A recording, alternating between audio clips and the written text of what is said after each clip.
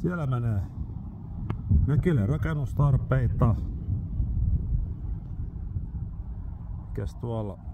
No niin, meillä on ensimmäinen avantoimari paikalla. Koskalla siellä. Et siihen mä varmaan ruokaa. Hieman pieneksi mennyt tämä meidän avanto johtuen näistä pakkasista. Sinne lähti. Katsotaan koska tulee ylös.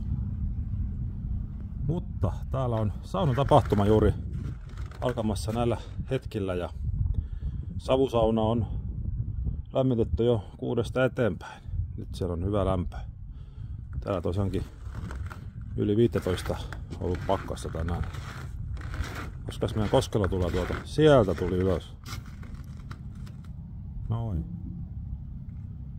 Aika pitkä sukellus.